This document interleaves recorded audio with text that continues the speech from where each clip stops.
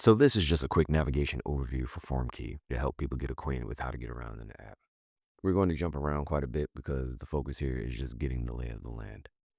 To start, we're going to head over into the learning view. And you can see when you come into this area of the app, you already have a piece of sheet music loaded. From there, let's take a look at these two hand icons over in the corner.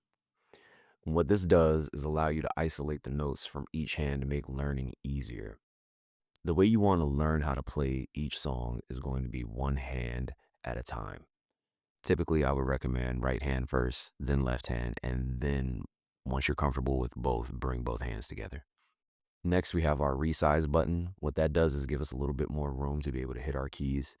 In any music app, screen real estate is at a premium, so we've added that to give you the ability to get a little more space if you need it. Next, we have our overview area, which gives you a full breakdown of form to be able to get you up to speed. Now, this piece is very important. Anytime you navigate to one of our subsections, you're going to see this little home bar. It's very similar to what you're used to in iOS. In this case, it just navigates us back to home from whatever sub area we're in currently. Next, we're going to head over into Create.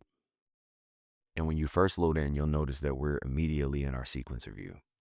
This is going to be the main area where we record our notes and build up our songs. The first thing I want you to notice is this color-coded area at the top of our channel strip. Tapping this will take you between the sequencer view and the instrument that you have loaded on this channel.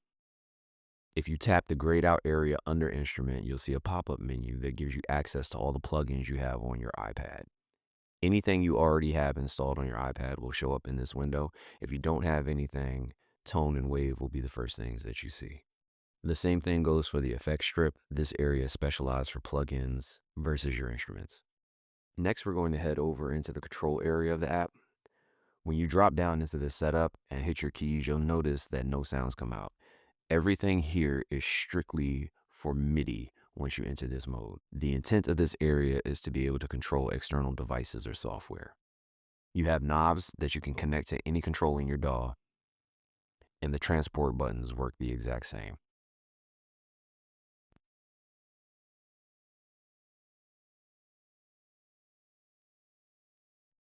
Next, we're heading into scale mode. You'll see as we tap through these arrows that you have a large selection of scales to choose from in here. All this does is fade out the notes that aren't in the scale that you currently have selected.